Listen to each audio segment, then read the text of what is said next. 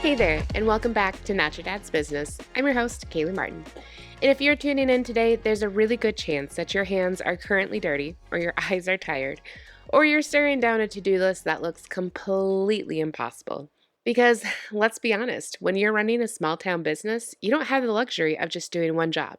You're the CEO, the customer service department, the late night bookkeeper, and the person holding the wrench or sweeping the floor at closing time. There is no corporate safety net, no board of directors, and absolutely nobody coming to save you when things get overwhelming. And if you've been hanging out with me for the last few episodes, you already know that I don't have a wall of fancy degrees, but I do have a track record of building successful local operations from the ground up. You already know that we don't do corporate fluff or high level jargon around here. We stick strictly to tactical, real world reality of running a small town business with a team of one or two people. And most importantly, you know that our entire focus is on mastering three simple pillars: online presence, local presence, and automation. Today, we are shifting our focus to that second pillar: local presence.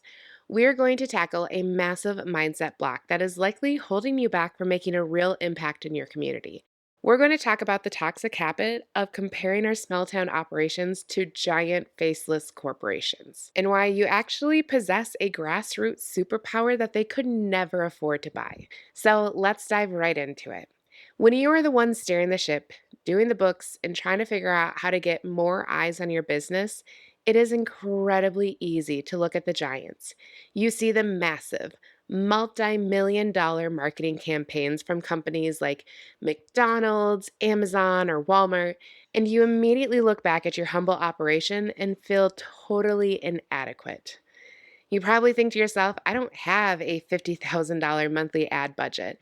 I can't afford to run commercials during prime time. How am I supposed to compete with that level of visibility? Let's go a layer deeper here, because this comparison trap is destroying your confidence. When you look at those big corporations, you are looking at businesses that are forced to play the volume game. Those big corporations have to pump millions of dollars into their marketing because they cover a massive nationwide or even worldwide area. Their target audience is literally everyone, everywhere.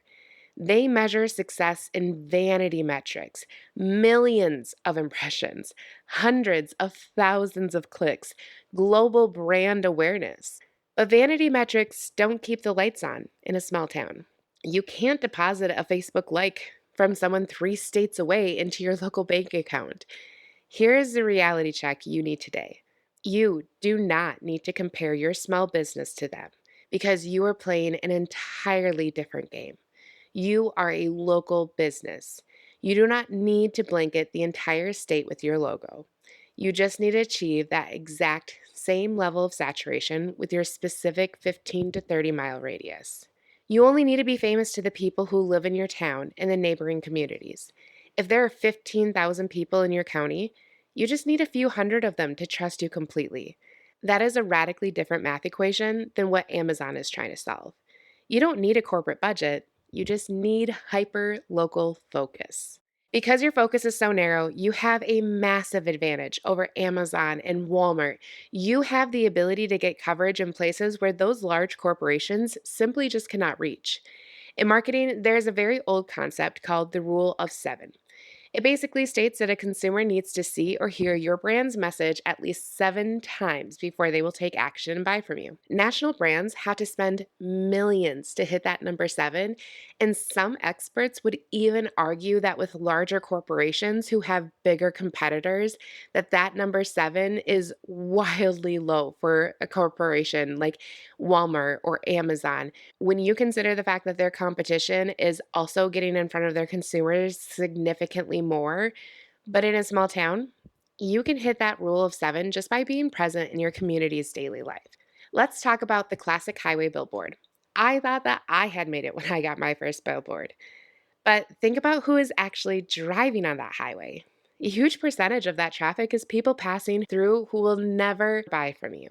Instead of blowing your budget on a billboard, look at local saturation. There are free ways to do this, and there are paid ways to do this. One of the best ways that I would actually recommend doing this that would be for free is adopting a highway. People look at those signs all the time. I could tell you exactly who is on all of my local Adopt a Highway signs in my area because I drive past them every single day, and they're in areas where there are no other billboards to look at. There is nothing else to look at besides corn where I'm from. If you wanted to go the paid route, you could spend a fraction of the money that you would on billboards and just become a sponsor for the local Little League or a high school football team. Getting your business name on the banner wrapped around the outfield fence or the scoreboard puts your logo directly in front of the exact parents, homeowners, and community members who actually live in your service area. But let's not stop at sports. What about the local volunteer fire department's annual pancake breakfast? What about the county fair? When you sponsor these hyper local events, you weren't just buying ad space, you were buying goodwill. As someone who has helped put on local events, there is never enough money. I remember when I was planning our local Easter egg hunt, one of the things that we brought was we had different local businesses sponsor individual stations, and then we had a sign with their logo next to the area that they sponsored. It was a brand new thing. It brought in extra revenue for our event so that our event was even bigger and spectacular, but it also put a spotlight on a lot of really amazing local companies. So if your local area doesn't currently do this, find out who is planning those events and bring the idea to them. Just because it's not currently being done doesn't mean that it can't. Plus, you'd be doing more than just helping your business. Not only that, but you're also signaling to your neighbors that the money that they spend with you stays in the community and supports their kids in safety. You are paying pennies on the dollar compared to the traditional mass media, but the impact is wildly higher because it's incredibly targeted. Walmart isn't sponsoring your local high school's dugout, but you can. That grassroots connection is your superpower. And if you want to dominate your local presence, you need to stop trying to outspend the big guys and start trying to out resource them. Let me give you a perfect example of what this looks like in the real world. Let's say you run a small local painting company. You want to get your name in front of local homeowners, but you don't have the cash for a big marketing push right now. Look at your local high school theater department. They put on a couple of productions every single year, and they're always operating on a shoestring budget. What if you went to the theater director and offered to donate the paint for their set designs? You supply the leftover gallons sitting in your shop, and you absorb a small material cost. In exchange, you simply ask for recognition by having your business logo placed on their production flyer or playbill as an official sponsor. Think of the ecosystem that just created.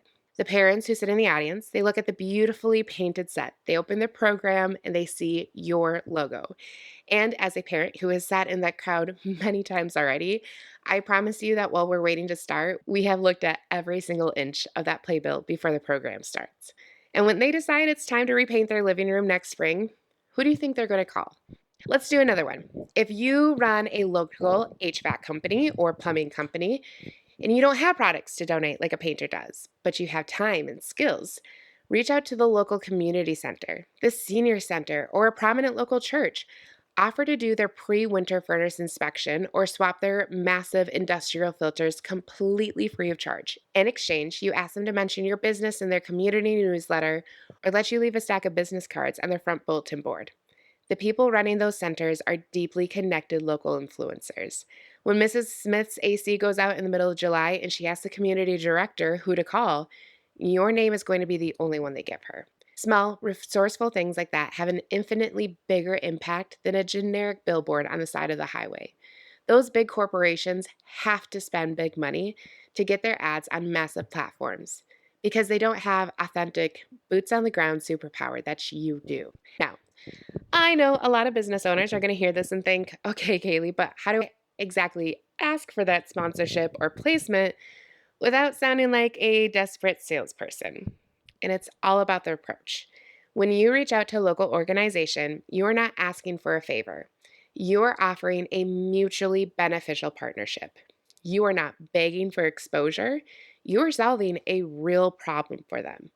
When you make that phone call or walk into their office, you don't have to say, hey, I need more customers. Can I put my logo on your flyer if I give you some paint?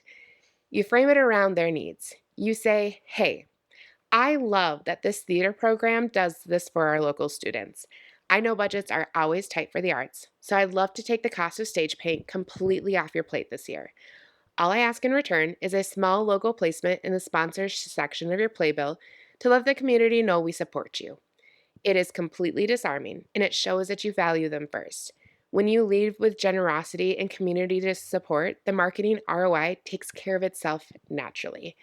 And I know firsthand that this can be a very awkward conversation. Recently, I sat down with a friend of mine who is opening up a new cafe in our area, and we are one of the sponsors.